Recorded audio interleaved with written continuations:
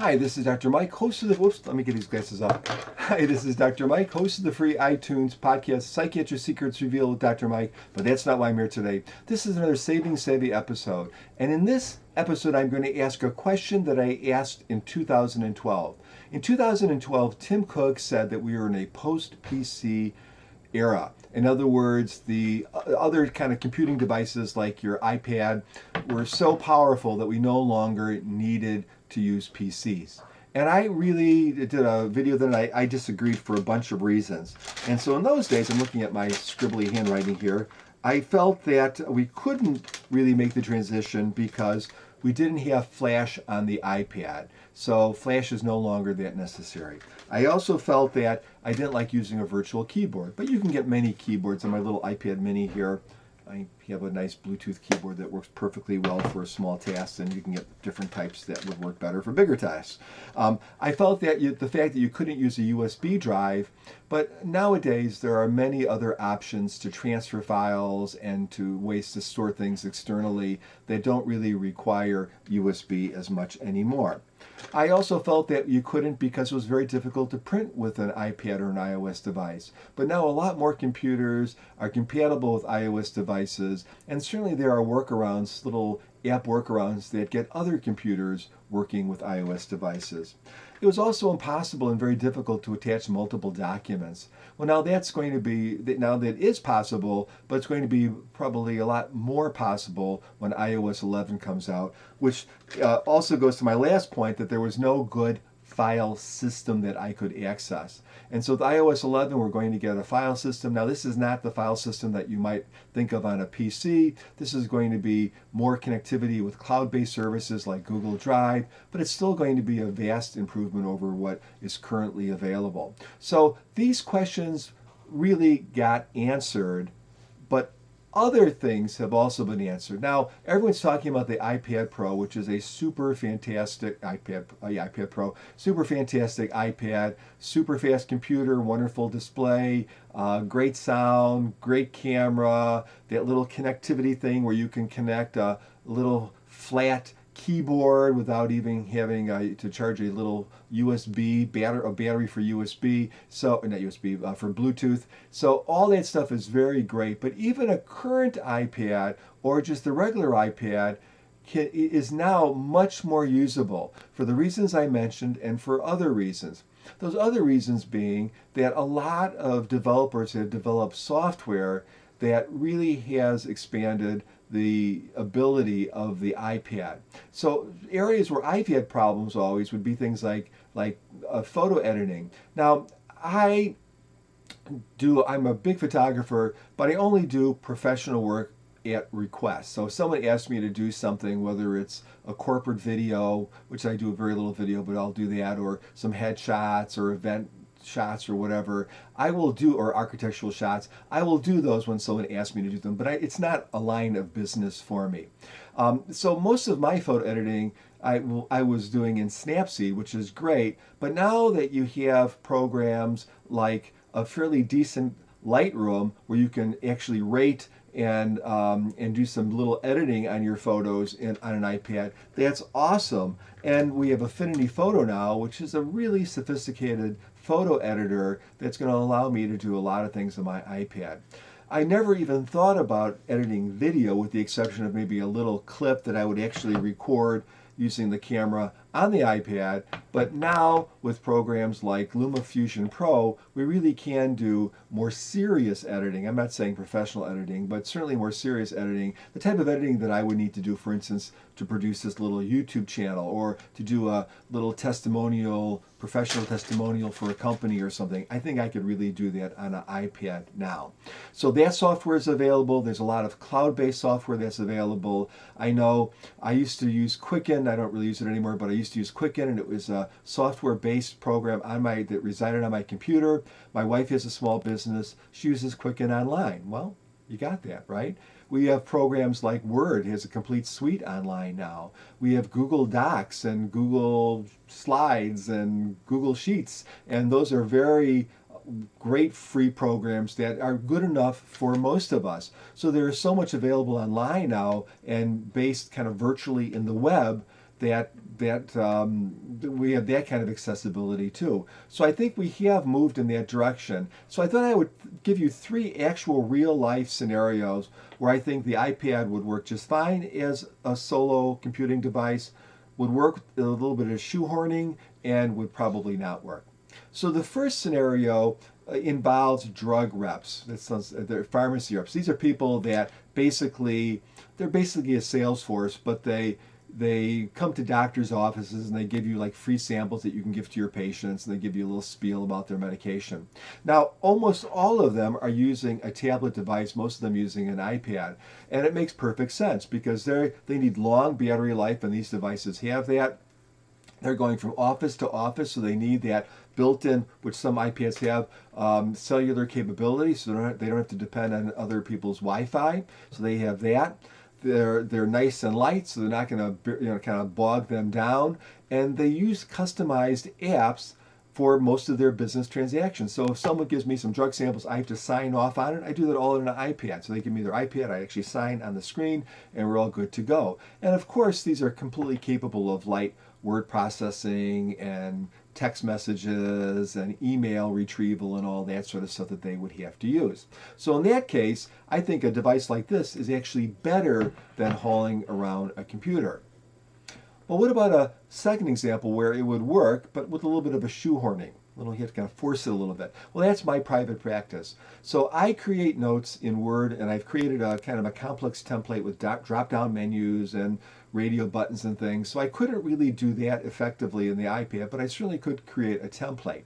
And I certainly could write my notes on an iPad. I also use simple functions on a spreadsheet, and I use, of course, PowerPoint to do presentations. All that I could easily do. I use a scanner. I think it's called a SnapScan. It's a fantastic scanner, by the way, if you ever need to do volume scanning. But there's a wonderful app that works very well with iOS devices. That's available. Certainly there's a lot of backup options now directly to the cloud, so I don't have to worry about losing my data in any way because it's always going to be saved externally. Now, of course, I, like everyone else, do media consumption, watch movies, I listen to music, I watch YouTube, a natural with an iPad, and I do photo editing. Now, I was just on a trip to Alaska, and I was using my phone, which is an iPhone 7 Plus, to do a lot of photo editing, but I was publishing to like Facebook and things like that. Works just great, but here again, with a little bit of finesse and using like an external drive that maybe is Wi-Fi connected to my iOS device, I think I could really create some sort of a workflow that would be good enough for me for my photo editing. And just like I mentioned before, I think I probably, now that I can actually get video files into my iPad and I have enough memory to play around with them, I probably could do video editing. Now, interestingly, you can certainly put an MP4 file into your iPad and do that, but the AVCHD files will not go. You'd have to, so if you have a camcorder or something that uses that file format, or a camera that uses that file format, you either have to pick an MP4 format, or you're going to have to convert externally and then transfer it over. So it's still not a perfect system, but there's ways around it for simple needs. So in that situation, I probably could use it. And what's a situation where I could not use an iPad for my solo device? Well, that's in my second job. So I have a private practice, and I also work for a large corporation, a large addictions treatment program, because I'm an addiction specialist, among other things. And so for that particular place, I go to multiple sites, and I have to lug around this heavy, giant, old, but nice computer. And you can see it has a little connector on the bottom here, so it just plugs into a base so I can connect to other things. It has tons of ports that I can connect all over the place, so if I don't have a base station, I can just plug stuff in. And I need a Windows-based computer that's powerful for that job, because in this computer, I not only do the typical office type things, but I also use an EMR, which is an electronic medical record. And that EMR not only requires Windows, it also requires Internet Explorer. So we're stuck with this Windows computer. I also have a software-based telephone that I can use with a headset. I also have a software-based fax machine.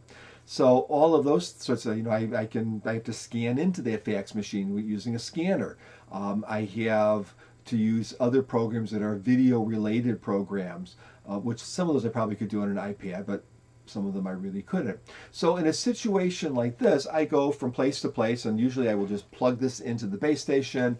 All my peripherals are connected, including the multiple network drives that I use, the multiple network printers that I use, my little headset for all my dictation. I use Dragon Dictate Medical, so that has to go in there. And of course, none of that stuff is very easily accessible or usable, if at all, on an iOS device. So in that situation, I'm stuck with the mega computer.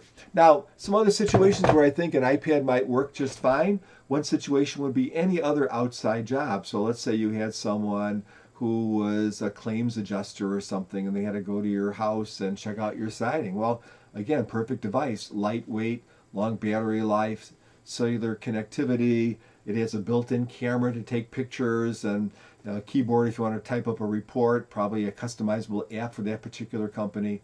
Perfect fit. Well, I was also thinking about my kids. So my kids, two of my kids, my two youngest kids, when they entered high school, the school just gave them, they have to return it after 4 years, but just gave them a Chromebook. Chromebooks, if you don't know it, are very inexpensive computers that use the Chrome operating system. They use basically a Chrome browser, and you access everything through the Chrome browser and the net. But just using that computer, that has been sufficient to get them through 4 years of high school. The only exception would be video editing on a few video projects that they had to do. And they probably could have found other ways around that, but obviously, despite even though there are some video editing programs that are available on the internet, they're just too slow. So, but they were able to use it. And I would venture to say that unless they go into something like engineering or something that really requires, like architecture that requires high-powered computing, they could probably use a Chrome operating system in college too, to write their papers and to do their research. Now, the reason I say that is Chrome is just going through the browser. Well, you can use a Chrome browser on your iOS device, right? So you can access all of that functionality in that way too. So for that college student on the go who is not moving into a super high field that requires tons of calculations, an iOS device might be a good solution for many reasons, including the portability, Wi-Fi, or the cellular connectivity if you get one of those types of units, and the long battery life. So with that, I'm saying I've changed my mind. I went in 2012 and I said, absolutely not. You can watch the video if you want. But in 2017, I'm saying for a lot of people, an iOS device, or even, of course, an Android device too, or even a phone, a big enough phone, is probably enough for most of their computing needs. And with that, I will also say, have a great day. If you get some time, give my podcast a listen. It's called Psychiatric Secrets Revealed. You can find it on iTunes or just search for it. And the great thing about that is it's with my wife. She's a clinical psychologist. I'm a board certified psychiatrist, and we kind of banter about topics and news and whatever. I also have an experimental writing blog called drmikekuna.com. It's DRMIKEKUNA.com, and that's really just an experiment. It's trying to push me in a direction to force me to write in a public forum where people can read it, and just trying to get me more comfortable with my writing. So if you want to learn more about me and my family and whatever else is going on in my life, you can go there. If you don't want to, don't go there. Anyway, bye again.